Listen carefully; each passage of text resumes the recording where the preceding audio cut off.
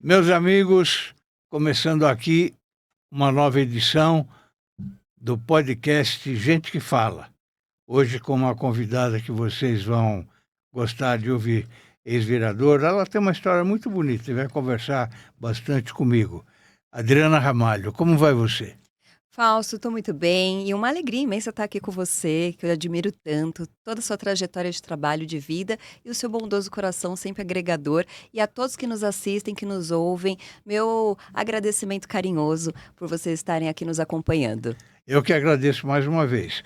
Você é formada em Direito com especialização em Direito Sindical. Atuou no Sindicato dos Trabalhadores em Hotéis e Restaurantes. Quem era o presidente? Na época, o Calazans. Ex-vereadora de São Paulo, nós vamos falar bastante disso. Embaixadora da Federação para a Paz Universal Coreia do Sul. Exatamente. Foi conselheira do Conselho Municipal de Preservação do Patrimônio Histórico, Cultural e Ambiental da cidade de São Paulo. Exato. Quanta coisa. Atuou como presidente da Agência de Vigilância Eletrônica e Segurança Privada. É madrinha do Instituto Espaço Social Amparo. Exato. É isso? É isso aí. Algumas coisas das quais eu ainda participo, faço parte e levo no coração como missão. Adriana, eu começo sempre falando da vida da pessoa. Posso? Claro que pode. Você pode tudo. Você é casada ou solteira? Essa pergunta é logo de cara. É. As pessoas querem saber sobre isso? É lógico que querem. É relevante? Sim. Uau, eu sou solteira. Você é solteira. Tá vendo? Olha aí. Olha, informação de primeira mão. Ramalho, solteira. Solteira. Deve ter muitos candidatos aí, né? Você nasceu em São Paulo, Adriana? Eu nasci em São Paulo, sou paulistana, nasci aqui na capital, mas eu me considero, Fausto, uma parabaiana, que é a mistura do paraibano com a baiana. Meu pai é paraibano, Sim. Minha mãe é baiana, como eu tenho muito orgulho das minhas raízes, eu falo que eu me considero uma parabaiana. Aliás, seu pai é uma figura adorável, né? Ai, meu pai, eu sou suspeita para falar porque é um homem inteligente, competente, com história de superação. Aqui eu, pequenininha, alguns meses de vida. Lá na ponta tá o meu pai, a minha mãe. Eu sou de jaquetinha vermelha, padrinhos. Essa época aqui, para tirar a chupeta da criança, era difícil, né? Super difícil, super difícil. Aqui é a minha irmã Juliana Ramalho. Hoje somos três irmãs. Três irmãs. Eu sou a mais velha. A minha irmã Juliana Ramalho é a do meio, formada em odontologia, especializada em HOF, harmonização orofacial. E a mais nova, que é a Priscila Ramalho, psicóloga. Seu pai tem quantas mulheres em casa, então? Pois é. Ao total, meu pai tem 5 filhos. Ele teve o primeiro casamento, que ele teve um casal. Um casal, mais uma mulher. Sabe por quê, Fausto? Porque meu pai é um homem cheio de amor. Como ele tem muito amor pra dar, então ele acabou tendo 2 famílias. Aí separou, casou com a minha mãe e teve 3 meninas. Olha aí. Mas predomina mulheres. Mulheres, a maioria. O que você aprecia mais na cultura nordestina, Adriana? Eu aprecio tudo. Eu aprecio na cultura a arte deles, né, de se expressar através da dança, através da pintura, através do teatro. O povo nordestino, o povo do norte e nordeste, no geral ali daquela região, eles têm um talento que nasce, a maioria das pessoas tem esse dom para as artes. E eu admiro muito isso, a forma como eles conseguem se expressar dos mais diferentes sentimentos, e eles conseguem falar através da dança, da música, do teatro. E a comida, né? Não tem como negar que eu adoro uma comida baiana, adoro uma comida nordestina. Mas seu pai era de João Pessoa?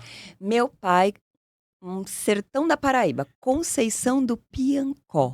Conceição do Piancó. Sertãozão, que não tinha nada. De repente veio para São Paulo. Como ele mesmo diz, veio num pau de arara, veio para São Paulo. Chegando em São Paulo, sem moradia, foi trabalhar no canteiro de obra para dormir em alojamento. E ele não sabia nada da construção civil a princípio. E ele começou como servente, auxiliar de pedreiro. Depois que ele se tornou pedreiro, depois foi fazer cursos e passou para elétrica, hidráulica, bonita, até chegar mestre de obras. E a minha mãe é do interior da Bahia. E depois você elegeu deputado. Meu pai, sim, se sindicalizou.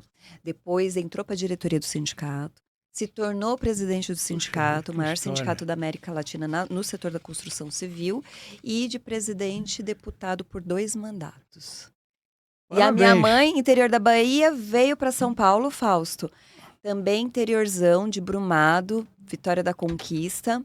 E quando chegou em São Paulo, trabalhou como doméstica. Também não tinha onde morar, foi trabalhar em casa onde ela podia ter a moradia. E então, todas as casas que ela trabalhou, ela dormia na casa da patroa, do Sim, patrão. sim, sim. Então, é história de superação.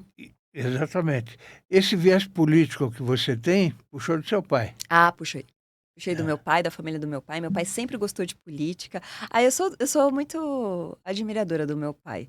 Ele que incentivou você a ser candidato a vereador ou você foi por sua conta? É uma história até um pouco complexa, É, porque a princípio eu sempre fui uma pessoa linha de frente. Então, na escola, sempre à frente era monitora de sala, fui monitora de sala, estava sempre à frente dos grupos de esportes e de dança da escola, liderando.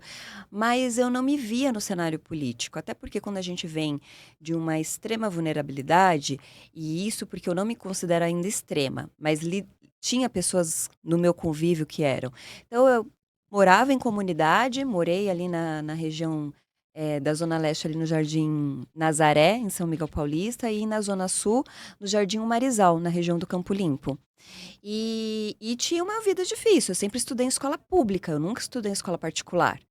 Mas os alunos, os colegas da minha sala ainda eram mais vulneráveis que eu, ainda tinha mais precariedade de vida do que eu. Então, quando você vem de um universo onde você não vê a política atuando como se deve, você desacredita dela. sim. E eu desacreditei.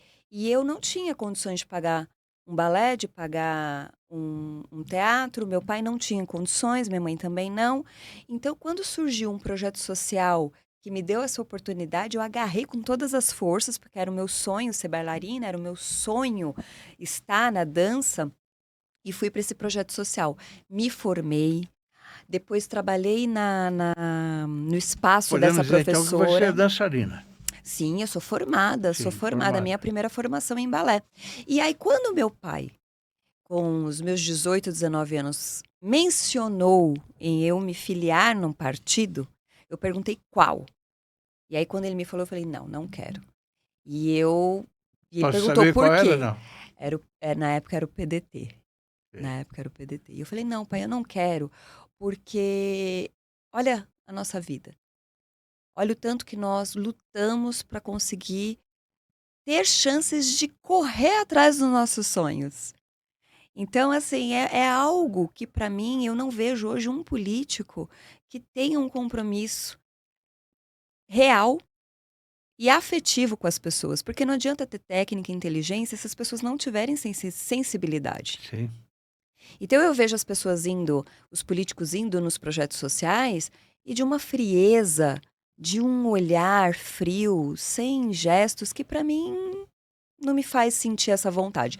E eu falei mais, eu falei, pai, eu digo mais para você, eu acho que o senhor tem que sair da política.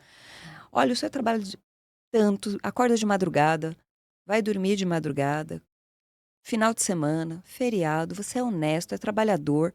Por que você está na política? Não, não, de jeito nenhum. Você tem que parar com isso.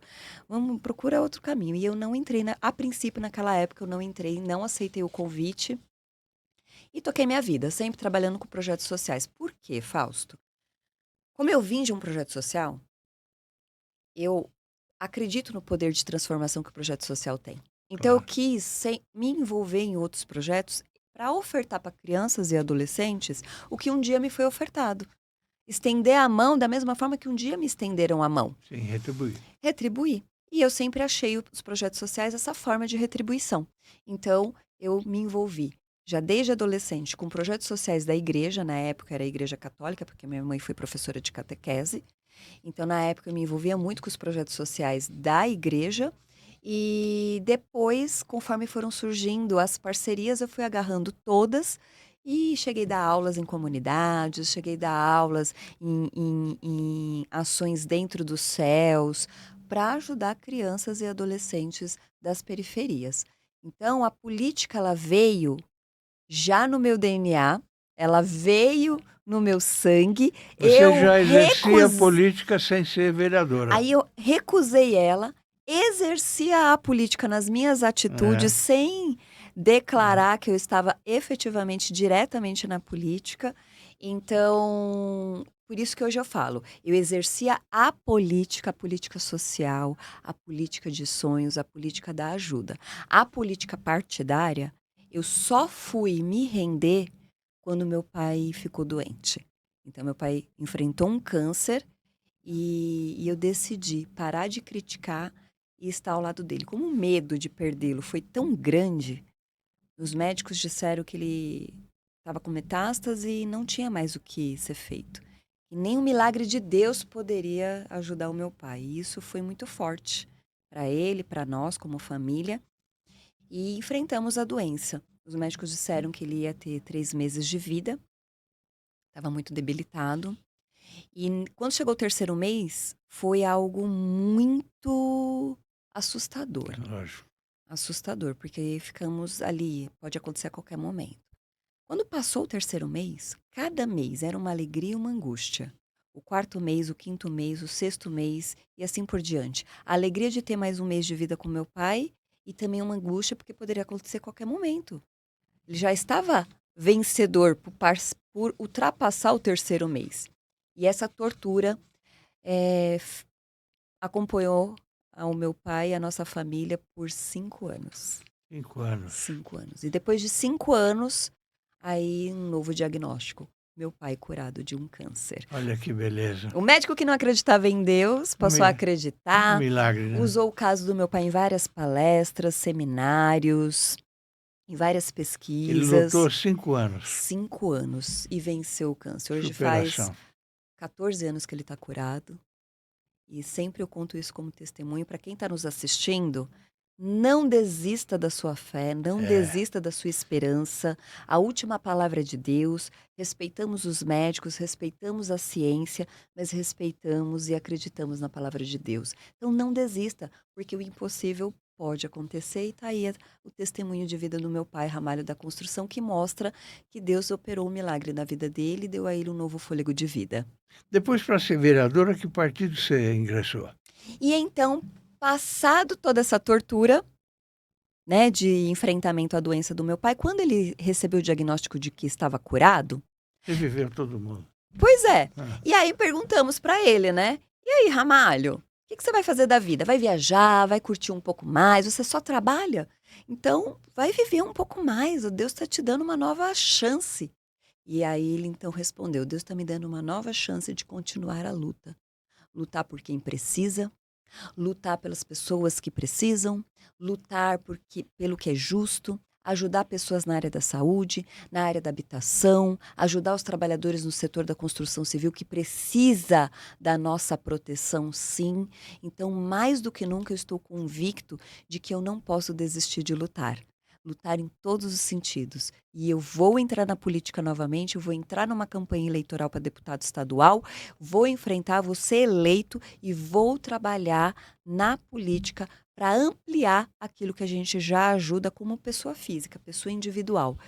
E aquilo mexeu tanto comigo, e eu falei, tá certo, pai. Se é essa a sua missão, se é assim que você acredita, estarei te apoiando sempre. Estarei lado a lado contigo. E foi aí, neste ponto, que eu decidi aceitar vários convites que me faziam a vida toda e que eu sempre recusei. E aí, pela primeira vez, eu decidi aceitar o convite de entrar num partido e me candidatar e ser candidata a vereadora, que foi o PSDB. PSDB. PSDB. E como foi a sua experiência como vereadora? Desafiadora. Desafiadora, porque quando eu entrei no PSDB, eu tomei conhecimento que havia uma rede, inclusive hereditária, um legado. Então, muitos pais políticos levavam, de fato, seus filhos para participar diretamente na política, para estar dentro do partido. Então, por exemplo, no PSDB, tinha os tucaninhos, que era um movimento para as crianças, então tinha várias abordagens, várias formas de falar a política de uma forma leve para aquela faixa Em que ano etária. foi isso, Adriana? Eu fui candidata a vereadora em 2016 e tomei 2016. posse em 2017. Então, eu comecei, quando o meu pai se curou do câncer, em 2014, ele se candidatou a deputado estadual. E nessa época, eu estava no departamento jurídico de um sindicato, que é o Sindicato de Hotéis, e eu pedi uma licença não remunerada na época, e eu fui ajudar meu pai. Eu falei, tá, então depois de você ser curado do câncer, você vai se candidatar, eu vou estar lado a lado contigo. E decidi ajudar meu pai. Então, nesse momento da candidatura dele para deputado estadual, aconteceram muitos desafios, muitas situações complicadas, a ponto dele pensar em desistir da candidatura. E eu falei: não, você não desistiu da sua vida, você lutou bravamente, corajosamente contra o câncer, então nós vamos encarar esses desafios de uma campanha juntos e você vai sair vencedor. E ele ganhou para deputado estadual com mais de 80 mil votos. Nessa fase de encarar essa candidatura, muitos partidos acabaram me convidando, muitos partidos me viram, muitos políticos. Então, eu fui vista, né, os olheiros da política, Sim. e aí foi que eu tive vários convites. Só que o Serra sempre foi muito amigo do meu pai, José Serra. Sempre ministro, senador, governador. E ele conversou com o Ramalho: olha, pede para Adriana não aceitar, vamos conversar primeiro quando acabar a campanha e vamos pensar juntos. E, de fato, acampou a campanha em 2014, Ramalho deputado estadual, e fomos todos jantar. E nessa conversa ele me deu uma sabatinada, Fausto. E essa sabatinada foram diversas perguntas da vida, da política, de opinião, e aquela coisa, eu sou meio que sincericídio, né? Sim. Então eu joguei meu sincericídio e aí o Romário falou: E tinha uma possibilidade de eu ser candidata a vereadora em Cotia. Tinha muitos partidos que me queriam candidatar lá, porque eu moro em Cotia. Então o José Serra falou: Ramalho, ela não vai ser candidata em Cotia, ela não vai aceitar os convites de X, Y, Z de tais partidos. Ela vem para o PSDB e vai ser candidata em São Paulo, na capital, pelo PSDB, com o meu apoio. Olha só. Eu falei: "Cê tem certeza que você vai me apoiar?" Ele: "Por quê?" Eu falei: não sei. Eu estou na política para estar lado a lado com meu pai, porque eu passei a acreditar nessa missão, mas a minha opinião em relação a muitos políticos continua. E aí, que tipo de político você vai ser que vai me ajudar? Que tipo de apoio?" E aí ele falou: "O que você precisa?" E eu falei: "Preciso disso, preciso de espaço, preciso de visibilidade, preciso da legenda." E eu fui falando, listei. Ele falou: "Tá bom." Fausto, quando chegou em 2016, isso era começo de 2015. Quando chegou em 2016, ele cumpriu tudo. Eu pedi, inclusive, que eu queria que ele fosse em algumas agendas comigo, em algumas comunidades. E quando eu comentei isso com algumas pessoas, imagina, você ser governador, hoje, né, senador, imagina que ele vai, ele não tem horário, não tem tempo. Pois Ele ele foi. foi. Foi. Ele foi em algumas agendas, tem foto, tem vídeo, ele cumpriu com tudo 100%. E então, eu vim candidata a vereadora, ganhei com quase 30 mil votos, e eu disse eu falei: olha, o meu compromisso é trabalhar, não é prometer. Se eu vou conseguir, muitas coisas talvez eu não consiga, porque a caneta está na mão do secretário, está no executivo, mas o que depender de mim viabilizar, eu vou lutar. E trabalhei incansavelmente, sábado, domingo, feriados, Eu de sei dia, disso. de noite, fizemos grandes projetos. Eu, quando estava candidata, eu fui numa palestra em Taboão da Serra e conheci a doutora Gabriela Mansur, do Ministério Público. Na época, ela estava no Ministério Público. E quando eu tomei conhecimento do projeto dela em Taboão da Serra, eu falei: esse projeto é incrível, um projeto para defender mulheres. Porém, era um projeto que trabalhava e que trabalha o agressor. Um trabalho multidisciplinar de conscientização, de informação, de terapia em grupo, de aulas de direito penal. E, e as pessoas criticavam, falavam: como assim? A mulher, ela precisa ser protegida, ela tem que ser defendida nas mais diferentes formas. Como que você vai fazer um projeto para trabalhar com o agressor? E eu entendi. o projeto dela. Você trabalha a raiz. Porque tem muitos agressores que acham que bater em mulher é correto porque ele está corrigindo como marido. Por mais absurdo que isso Possa parecer. pareça para nós, É, para a cabeça dele é correto, porque ele está corrigindo como se corrige uma filha, e que nem filhos devem se bater, é, né? é. E também tem uma questão cultural, Fausto. Muitos deles, viu o avô bater na avó, o pai bater na mãe, então ele tem esse exemplo como uma conduta Eu bater também. viável. Então é assim que se faz. É. Então, quando você conscientiza, quando você trabalha de diversas formas a cabeça dessa pessoa, você abre o olhar dele e direciona esse olhar para um outro caminho, que é o caminho correto. E para saber ou não se um projeto desse é bom, tem que fazer, tem que colocar em prática e você fazer uma estatística. E foi isso que o Ministério Público fez, que a doutora Gabriela Mansur fez, que foi trabalhar essa estatística. E de 65% caiu para 3% a reincidência de violência doméstica.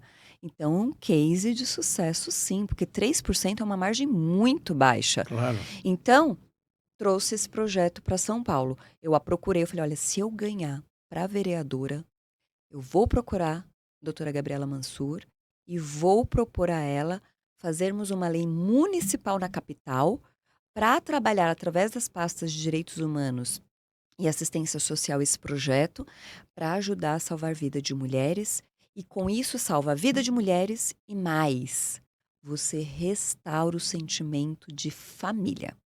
E por que eu pedi para incluir isso no texto de lei e na nossa abordagem?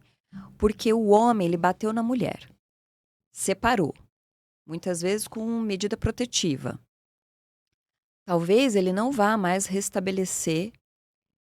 retomar aquele casamento com aquela mesma mulher. Vão viver vidas diferentes. Mas quando ele é submetido ao programa e quando ele sai do programa, ele vai viver novamente a vida dele. E, como é na maioria dos casos, vai ter uma namorada, um novo casamento. Se ele vai com uma nova cabeça, novas atitudes, as atitudes corretas, ele vai respeitar essa mulher, ele não mais vai agredir, ele não mais vai tratar essa mulher com hostilidade, com agressividade, colocando ela em risco, e ali ele vai ter realmente uma família saudável, feliz, com um novo convívio, novos comportamentos, e isso vai refletir nos filhos, isso vai refletir até nos filhos que ele deixou do outro casamento. Então, sim, é lutar pela família. Então, eu fui com esse olhar, ela topou e fizemos a lei, e ela foi sancionada, e hoje na cidade de São Paulo tem a lei municipal Tempo de Despertar, que conscientiza o agressor, trabalha o agressor e salva a vida das mulheres. Adriana, uma coisa que me chama muita atenção. Eu conheço vários hoje ex-vereadores que não conseguiram se reeleger. E eu sei que eles fizeram um trabalho muito bem feito na Câmara. Por que as pessoas que trabalham mesmo com fé, com vontade na Câmara, muitas vezes não se reelegem? Aí tem vários fatores, Sim. Fausto. Tem muitos motivos, muitos. Eu poderia elencar aqui, a gente passar Ou seja, dias onde eu errei, falando. né? Mas eu acho que não é só questão de erro. Eu acho que começa que nós temos que mudar essa fala. Onde eu errei? O que eu deixei de fazer? Muitos fizeram certo. Eu acho que eu fiz certo. Eu acho que muitos que estão ex-vereadores fizeram muito certo. Eu vou dar um exemplo aqui, o Aurélio Nomura, que Sim, meu amigo. teve vários mandatos Sim. e conseguiu ir nessa última e falar onde eu errei. É. Porque na última ele perdeu onde eu Perdeu. errei. Ah, tinha que me readaptar, tinha que mudar. Ele fez, ele se adaptou às redes sociais, ele se adaptou a novas pautas. Então, eu acho que é muito sistêmico. A nossa política ela ainda é sistêmica, ela ainda, infelizmente, é um sistema de bastidores que pesa. E isso vai de políticos que têm muito dinheiro e ainda. Vou falar aqui vou tirar a palavra técnica e vou falar o vulgar mesmo. Compra votos, sabe? Que chega numa comunidade e paga. Paga a cesta básica, paga a conta, paga isso, paga aquilo. E cria-se ali um grupo de pessoas para fiscalizar se aquelas pessoas vão votar, vão levar o nome daquele candidato. Ainda existe muito isso, eu não tenho pudor nenhum de falar. Tem muito, e isso hoje ainda é um dos maiores fatores que influencia na votação. Outra coisa que para mim eu sempre falei e eu continuo levantando essa bandeira e estar aqui no seu espaço e poder falar sobre isso, já que você perguntou, é um motivo de orgulho. Você é um comunicador sério. Fausto, você leva a informação como se deve, de forma coerente, de forma séria e verdadeira. Antes de você veicular uma notícia, você apura, você verifica, você vai a fundo. Esse é o ABC do jornalismo, né? Mas infelizmente não é a prática de todos. É, Nunca foi. é. Né? Então eu digo que o Brasil, para mudar, ele vai mudar quando tiver um jornalismo que encare a política para si, ele se sinta o candidato e que leve a informação como forma de influenciar positivamente a cabeça do eleitor, de trazer o alerta, de abrir os olhos e não de trazer a Ouvir polarização, os dois lados. ouvir os dois lados. E aí tem muito disso. Às É. vezes você pega uma notícia equivocada, que pega uma página inteira, muitas vezes a capa do jornal, a capa da revista, e aí depois descobre que aquela informação é errada, que aquela O notícia grande é exemplo errada. que a gente tem nisso é a escola de base, lembra? Exatamente. Acabaram com os proprietários. Total. Né? Acabaram. E aí quando vai noticiar a verdade ou pedir desculpa ou falar, porque foi às vezes é uma nota de foi um rodapé. grande engano, né? Foi um grande engano. Mas por que não deu o mesmo espaço? Exatamente. Por que não deu o mesmo número de caracteres? É. Número de letras? É, Se foi uma página inteira para noticiar uma notícia equivocada, a partir do momento que tomou conhecimento, o mesmo espaço tem que ser dado, uma página inteira, para falar sobre o que é Sim. certo. Sim. Mas a polêmica continua ganhando espaços nos jornais, na televisão, na rádio, nos podcasts, nas redes sociais. E é por isso que eu faço essa fala. Para que esses jornalistas sérios continuem levantando essa bandeira para conscientizar a outros que não utilizam da mesma ética. Eu acho que não dá nem para comparar o jornalismo de antigamente e o de hoje, sabe? Concordo plenamente. Eu tenho 62 anos, né, de profissão. Já vi de tudo.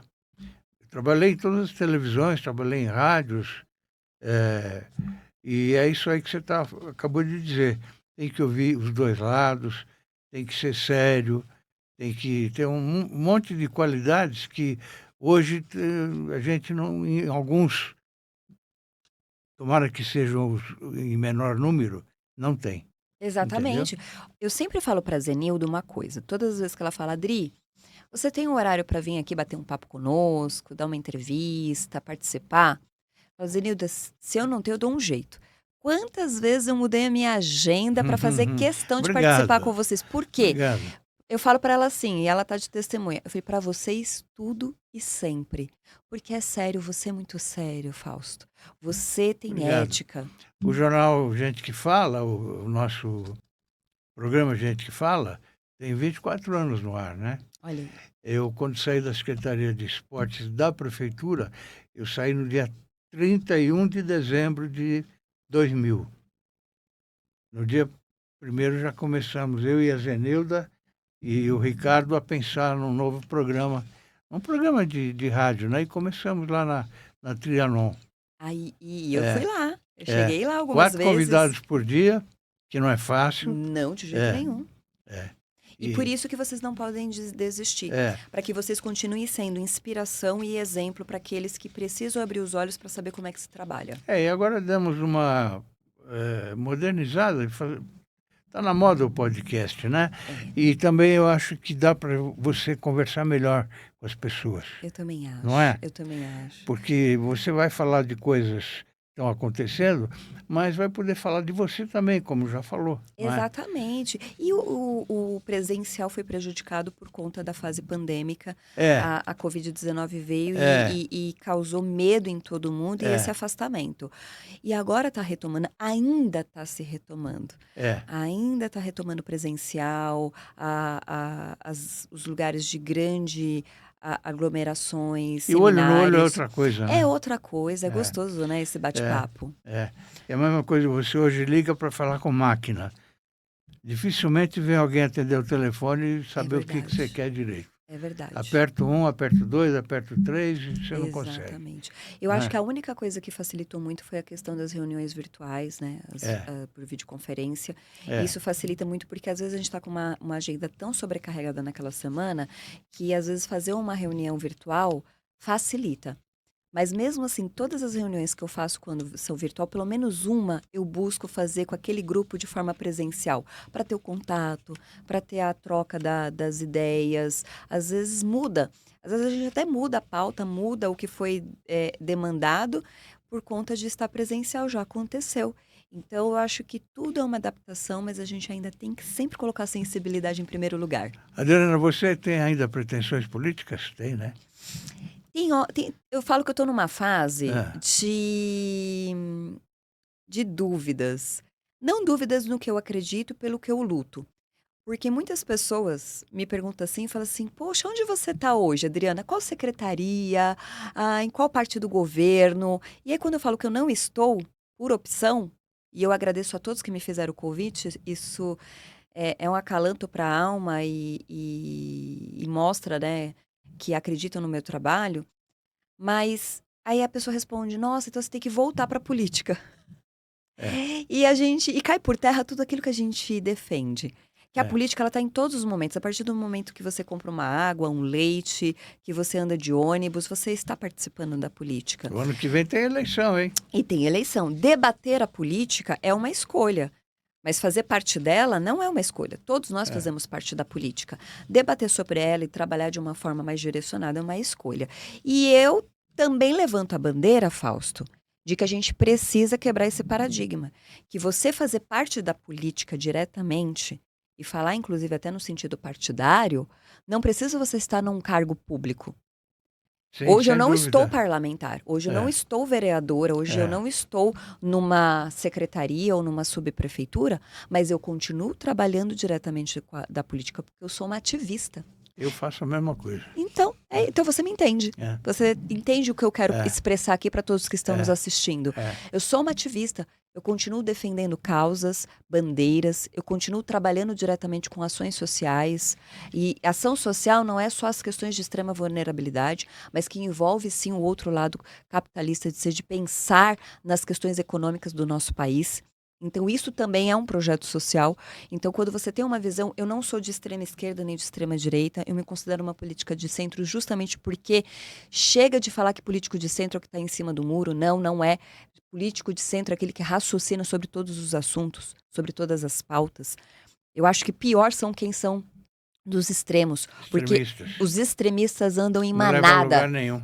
Eles não pensam em colocar a opinião deles e analisar o projeto como se deve. Por quê? Porque a extrema-direita pensa de um determinado jeito e se eu não fizer desse jeito, eu estou fora.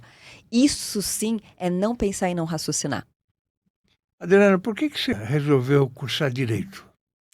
Na época, eu pensei e optei porque eu já fazia, quando eu era menor de idade, a defesa das pessoas que não conseguiam se defender. Olha, Então, um menino que sofria bullying, que na época nem se falava sim, bullying. sim, Eu sou dessa não época existia esse termo. que não existia esse termo. Eu tenho 45 anos, eu É. sou desta época. Vou fazer 45, eu já falo que eu tenho 45. E então, quando ele sofria bullying, não é que ele vinha pedir minha ajuda. Eu, a partir do momento que eu via aquela cena, eu ia lá para defender. Eu achava isso errado. Quando uma pessoa era prejudicada numa loja ou num atendimento, eu tomava partido e eu ia lá para defender menor de idade. Muitas vezes eu ia defender que era maior de idade. Era uma coisa louca, absurda. Surreal. Quando eu presenciava alguém ser destratado dentro de uma padaria, eu não vou citar nomes, por conta do seu sotaque nordestino, por conta de ser uma pessoa simples, humilde, Da sua cor. eu tomava É. partido. Eu estava na fila esperando para comprar meu pão e eu saía da fila para ir defender aquela pessoa. É. Então isso me fez decidir cursar o direito para defender pessoas. E por que o direito sindical? Por conta da raiz do meu pai, eu cresci no movimento sindical, vendo meu pai defender trabalhador. E uma coisa que é extremamente importante, por isso que eu me considero mais ainda de centro. Por exemplo, o meu pai sempre foi exemplo para mim e é até hoje. Meu pai sempre disse, eu não vou defender trabalhador que não quer trabalhar, que quer prejudicar a empresa, que age de má fé, né, para processar a empresa, isso está errado. Não é esse tipo de trabalhador que eu vou defender. É um trabalhador que está sendo injustiçado, quando recebe um pão repleto de baratas para comer, que recebe um leite azedo, É isso mesmo.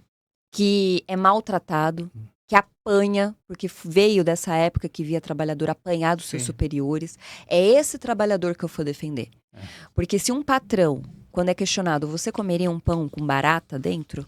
Não, que absurdo. Então por que você acha que você tem o direito de fornecer um cesto de pão repleto de baratas andando dentro? Você não pode fazer isso.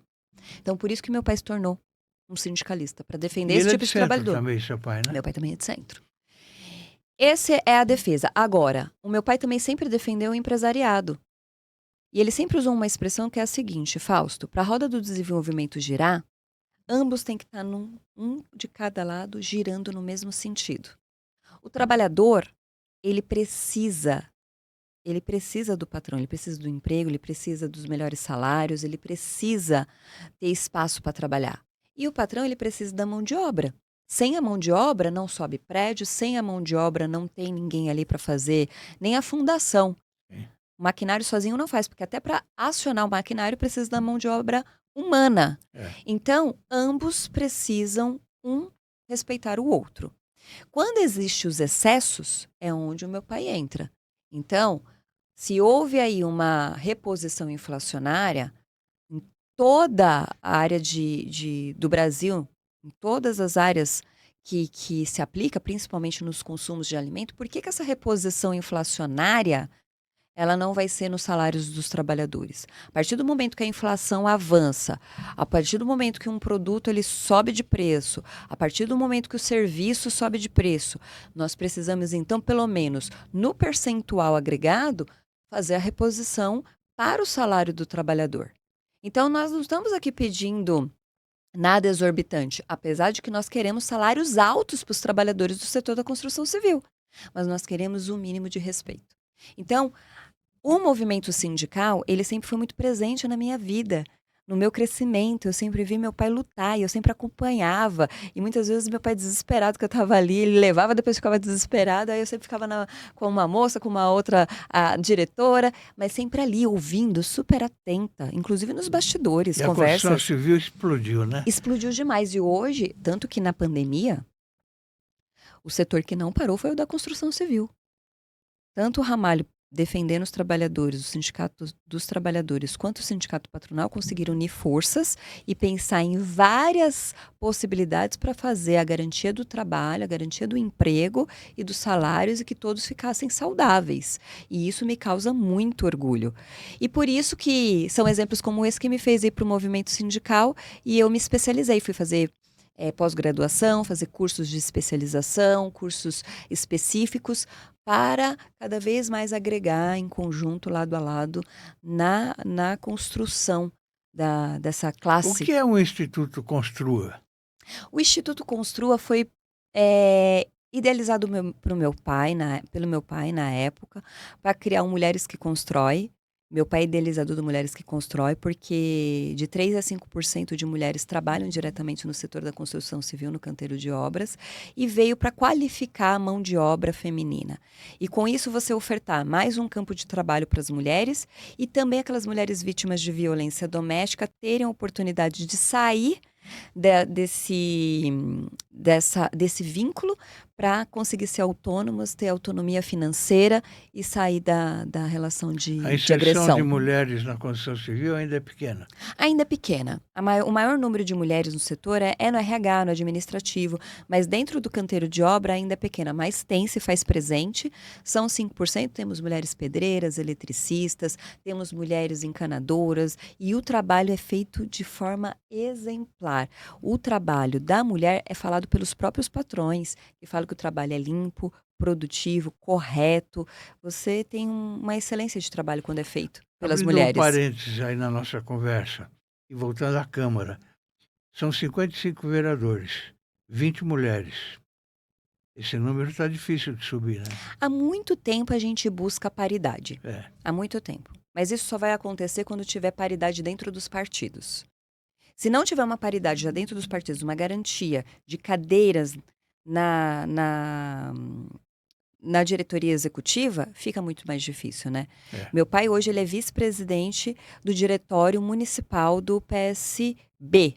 Ele é vice da Tabata Amaral. PSB. Mas quando eu estava no PSDB, o meu pai também foi vice-presidente, meu pai também teve em cadeiras de posição de comando, mas a paridade também não existia.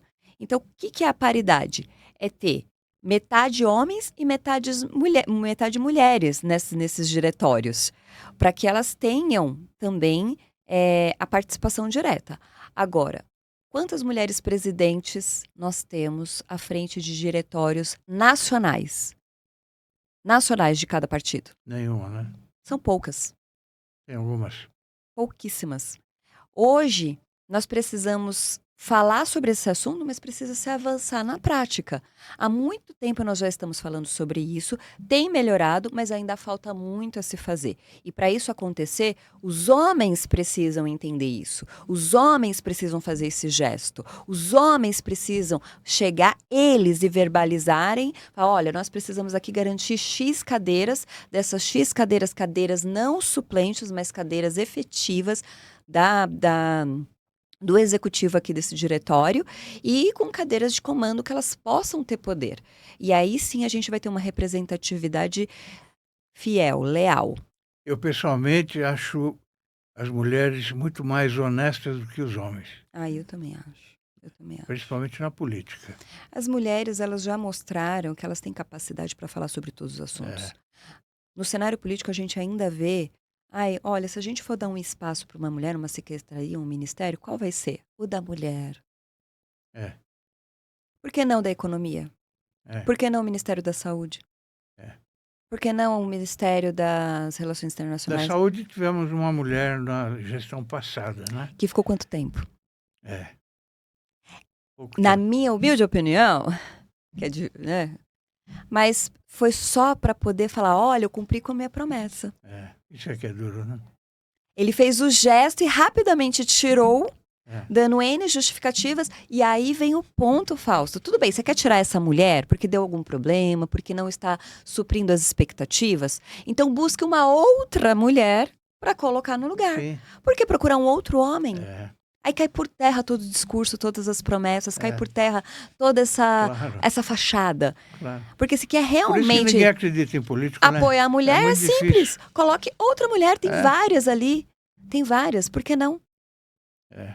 Aí fica para se refletir sobre o assunto. Tá difícil acreditar em político hoje. Tá, por isso que quando eu estive vereadora, eu busquei fazer o máximo. Terça, quarta e quinta eu estava na Câmara Municipal, nas comissões, no plenário, nas votações. De segunda e sexta eu fazia questão de atender o público no gabinete e de também visitar as pastas, visitar as secretarias para poder trabalhar em conjunto. Aos finais de semana em todas as comunidades. Fiz questão de postar tudo nas redes sociais para mostrar onde eu estava indo, o que eu estava fazendo e deixar lá registrado para aqueles que falassem que, Adriana nunca apareceu. Então é só lá, ó, o registro tá lá. Não dá para pagar, né? Eu estava lá, tanto em stories quanto em feed.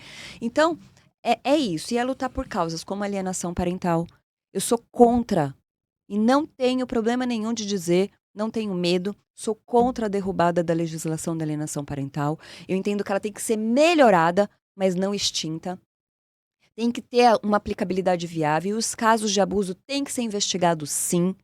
As mulheres que denunciam os abusos dos pais têm que investigar, têm que verificar, e esses pais têm que ser punidos. Então, por isso que a lei tem que ser melhor estudada, tem que ser ampliada. Acontece muito abuso dentro de casa, né? Exatamente. Então, o que eu quero é cada vez lutar por isso. Luto pela saúde mental desde o meu primeiro ano do mandato. Luto e continuo lutando. Sou madrinha do Instituto ESA, e esse instituto E acolhe... esse Instituto Acanda? O Instituto Acanda é um instituto que trabalha a pauta do idoso. E eu trabalhei muito, eu fiz os Jogos dos Idosos, fiz o programa Ativa a Idade, que é um programa que Por que eu Ativa a Idade? Eu mesma pensei esse nome, Ativa Idade. Para ativar a idade, para estar em atividade. Sim. Atividade. Sim. Então, por quê? O mercado de É o trabalho... meu caso. Não, você tá o exemplo de tudo, de pensamento, de inteligência, de atitude. Olha aqui, você está com um podcast fazendo com que a informação chegue de forma como se deve. E o programa Atividade, ele veio para justamente trazer de novo a discussão sobre o mercado de trabalho para as pessoas da faixa etária da terceira idade. Que nós sabemos que depois de uma determinada idade, que você às vezes nem entra na faixa etária da terceira idade É. pela legislação, mas as pessoas já têm dificuldade de encontrar emprego. Ou são A demitidas, experiência é jogada no lixo, é né? jogada no lixo. É. E eu acho que é um projeto que pode ser implementado. Mas tá lá, é só o governo colocar em ação. O que existe hoje aí na política pública que você acha que beneficia a terceira idade? Ai, praticamente de política pública, governo, nada. seja ele federal, estadual, municipal, nada. Até os centros de referência que acolhem os idosos, eu acho que precisa ser melhor analisado, reestruturado. O que nós temos são políticos que trabalham de forma muito direta. Para mim, os governos hoje todos trabalham de forma pontual, só para falar que tem e não investe recurso e orçamento. Mas tem políticos que trabalham ainda. Eu acho que o nosso saudoso Arnaldo Farias de Sá Sim, fez muito pelos idosos. sim, fez. E hoje nós temos o sobrinho dele, que está deputado estadual, que tem dado continuidade a esse trabalho. É. Gente, eu não tenho relação nenhuma com esse deputado, tá? Encontrei ele pouquíssimas vezes. Mas eu acompanho o trabalho e eu sou esse tipo de política, que quando é necessário falar de um tema eu falo, e quando é importante enaltecer boas atitudes e práticas, assim eu também faço. Mesmo que seja do outro partido, é assim que tem que ser. E ele tem dado continuidade ao trabalho do tio, ele tem lutado por políticas públicas para idosos. Mas aí é bom você ter perguntado isso. Sabe por quê, Fausto? Eu vou dar exemplos aqui de que se você está no mandato, aqueles projetos vivem. Se você perde o mandato, os projetos morrem. Ah, eu sei disso. Se a pessoa não faz como pessoa física, Conheço bem né? isso. Quando faz pessoa física, ainda consegue dar um pouco de continuidade, com recurso limitado, com portas fechadas, e dá ali com o suor do trabalho do seu corpo. Mas nenhum governo busca um bom projeto e fala, vem cá, esse projeto não pode morrer. Então, vou pegar esse projeto que era de deputado, que hoje não está mais deputado, ou, por exemplo, a prefeitura, vou pegar esse projeto que era de vereador, que não é mais vereador, e não vou deixar esse projeto bacana parar. Peraí, vem cá, vamos ver o que é necessário. E aí onde eu lamento a política. Eu lamento ela ser sistêmica desse jeito. O que entra não quer saber nada do que o anterior fez. Porque Exato. Está tudo errado. Se é Ele prefeito, fez se tudo é errado. governador, muda nome de programas, muda alguma coisa em outra para falar que é dele, sabe? Alguns detalhes na prática só para falar que é dele. Que coisa E isso, quando né? é questões de vereadores ou deputados, nenhum governo absorve aquele projeto, aquela ação que ajuda a comunidade de fato para poder dar continuidade. São vidas que estão em jogo, são pessoas Já senti isso na pele, viu? Pois é, você me entende. Adriana, você conhece o portal nosso ou não? Claro que eu conheço. Conhece? Então, eu convido você para escrever também para o portal. A gente está com mais de 100 mil visualizações aí, sabe? Vai ser uma grande alegria, uma grande responsabilidade, eu tenho, aceito. Personalidades que escrevem muito bem, com muito conteúdo, e eu sei que você tem muito conteúdo para escrever. Obrigada. Eu escrevo para alguns jornais Então, na Grande São e Paulo. por que me abandonou no portal? Eu estava esperando o seu convite. Tá certo. Então E agora o convidada. convite está feito, o aceite também. Eu aceito. Convite feito. Convite feito. Direito das mulheres é uma bandeira sua mesmo, então? São duas bandeiras que eu levo com força. Eu levanto, graças a Deus tenho 2 braços, né? Então eu coloco uma bandeira em cada braço, levanto bem alto e luto por elas. Uma é a bandeira na defesa das mulheres, na valorização das mulheres, na transversalidade. Ou seja, trabalhar a mulher no combate à violência, no empreendedorismo feminino, na área da saúde, na cultura, em todas as áreas, mulher em todas as áreas. Por isso que eu lancei um programa que chama Mulher Global, Global Woman, que é justamente falar da mulher no todo, em qualquer lugar do Brasil e do mundo. Falar da pauta da mulher, defender a pauta da mulher e trabalhar para agregar e avançar em políticas públicas e também em ações privadas que favoreçam as mulheres como se deve. E a outra pauta é a saúde mental. E dentro da saúde mental eu trabalho a saúde mental infantil. Você é contra ou a favor do aborto? Não tenho problema nenhum de falar sobre isso, não tenho problema com críticas, eu sou contra o aborto. E eu explico por que que eu sou contra o aborto.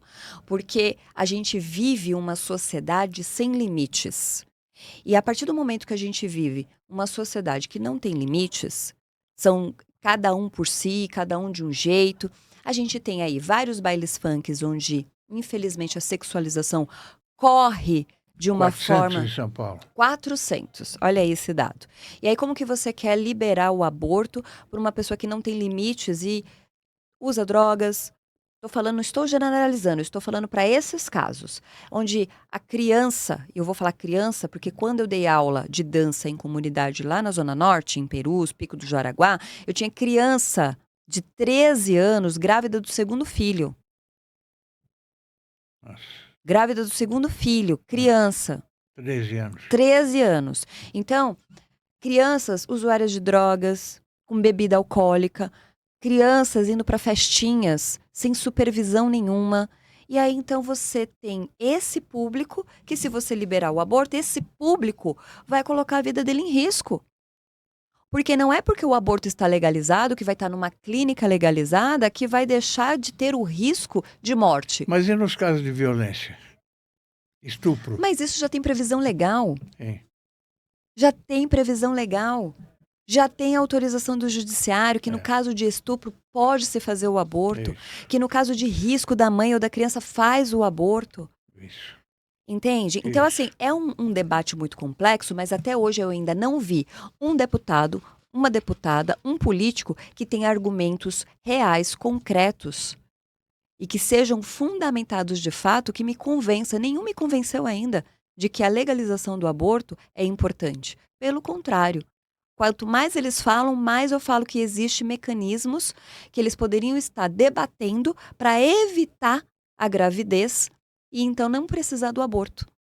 Por que que não leva para o debate do Congresso, do Senado, né, da Casa Legislativa em Brasília? Quais seriam esses mecanismos? Sobre colocar um chip na criança, sobre ter maior rede de apoio na área da saúde, sobre campanhas de conscientização, sobre trabalhos feitos para a família, para que esse assunto seja abordado dentro das casas, para que essas crianças tenham atitude, crianças e adolescentes, principalmente, tenham maior conhecimento. E para os adultos, pior ainda. Por que que um adulto não se previne? Por que não usar preservativo? Por que não usar anticoncepcional?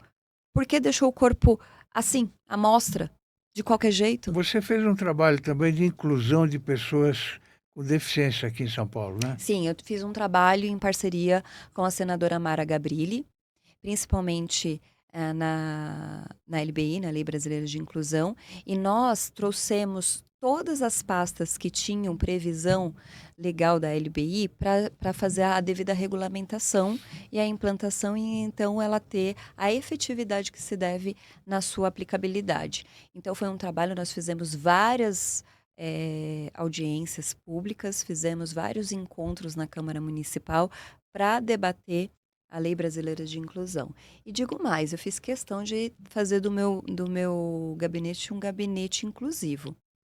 Eu fiz questão de trazer pessoas técnicas, as lideranças, nós direcionamos o trabalho para a própria comunidade, onde tinha espaços em equipamentos públicos, indicamos, mas dentro do gabinete eu trouxe pessoas técnicas com conhecimento para poder trabalhar as pautas de uma forma muito responsável. Então, eu trouxe um advogado, doutor Giovanni, que entendia tudo sobre direito público e todos os trâmites internos da Câmara Municipal. E a representatividade na íntegra, por exemplo, para falar sobre o idoso, eu trouxe uma mulher idosa que trabalha com a pauta dos idosos e da saúde. Então, ela, um currículo imenso, desde o Rio de Janeiro até aqui em São Paulo, quando ela passou a morar em São Paulo, trabalhando diretamente com o poder público nesses recortes. Então, eu fiz questão de convidá-la e ela veio, então ela ficava responsável por trabalhar essa pauta. E então, quando pensávamos em fazer a propositura de um PL, de trabalhar por uma legislação específica, então eu trazia todos os conselhos para debater dentro do meu gabinete, trazia todos os representantes de associações, porque eles têm o conhecimento de causa. A pessoa com deficiência, eu fiz questão de nomear um assessor surdo que veio para falar sobre a língua de sinais. Lutamos para conseguir colocar na Câmara Municipal intérpretes de Libras, que não tinha. Hoje tem, graças ao nosso mandato, e em conjunto, lógico, com a ajuda de vários outros vereadores, tanto da direita quanto da esquerda, que entenderam a necessidade e apoiaram. Faço questão até de mencionar aqui o Eduardo Suplicy, do PT. Ele foi o que me ajudou muito a levar para dentro da Câmara Municipal a Libras, que é os intérpretes de Libras. E junto também me ajudou o Eduardo Tuma. Ele foi, assim, um divisor de águas. Que hoje está no Tribunal de Contas, meu amigo. E eu devo muito do meu mandato a ele, viu?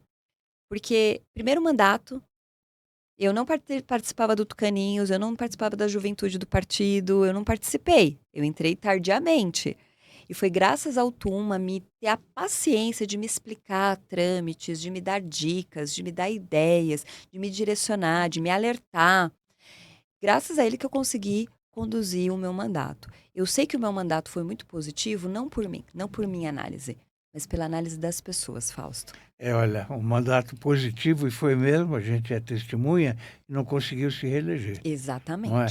É isso que eu não entendo. Exatamente. Continuo não entendendo. Pois é, por conta dessas injustiças sistêmicas, do sistema da política, do sistema da nossa cidade, eu acho que o do dinheiro nosso Brasil. também o dinheiro ainda manda muito, Pesa, né? pesa muito, pesa bastante. E aí, quando eu tenho uma pessoa como você, como a Zenilda, como eu tenho, por exemplo, o Dr. Diógenes, que é do Sindicato dos Aposentados, que um dia eu encontrei com ele, ele disse: Adriana, eu acompanhei diretamente, eu ligava a TV Câmara para ouvir você, para acompanhar o seu trabalho, eu acompanhava tudo que era publicado sobre a terceira idade, sobre idosos, sobre os aposentados. E aí eu pensei, que legal, bacana, mas fui botar fé quando ele começou a fazer uma lista, ele falar no microfone, porque eu fui para uma solenidade, e aí o que ele falou para mim no café na antessala, na solenidade ele pegou o microfone para falar, e ele falou todos os projetos que eu fiz. Todos. Dessa pauta. E aí eu falei, nossa, ele acompanhou mesmo. E aí isso me deu o quê? Uma sensação de missão cumprida. Não de satisfação pessoal, mas de falar assim, poxa, aquilo que eu falava realmente é. E eu dizia uma coisa, Fausto, enquanto eu estiver vereadora, eu vou trabalhar incansavelmente para que os projetos sejam viáveis, as leis sejam viáveis. Porque depois, independente de onde eu estiver, ela vai ter feito e vai continuar fazendo a diferença na vida das pessoas e da cidade. Pode ser que eu não esteja mais política, mas pode ser também que eu não esteja mais viva, que Deus decida me recolher. E se eu morrer? O ano que vem tem eleição para deputado, né? Tem. Então, não vai topar? Recebi alguns convites, tem alguns grupos políticos que têm conversado comigo. Eu ainda estou analisando se vem o candidato ou não, mas o principal, eu tenho buscado o sentimento de que aonde eu estiver, seja numa campanha ou não, seja no parlamento ou não, eu estarei ativista e contribuindo diretamente para ajudar a nossa sociedade e ajudar as pessoas. Para encerrar o nosso agradável bate-papo, você tem medo de alguma coisa? Tenho medo de decepcionar meu pai, a minha mãe, a minha família. Tenho medo de que a injustiça se torne verdade. Porque a partir do momento que uma injustiça se torna verdade, pessoas padecem, pessoas perdem a sua vida.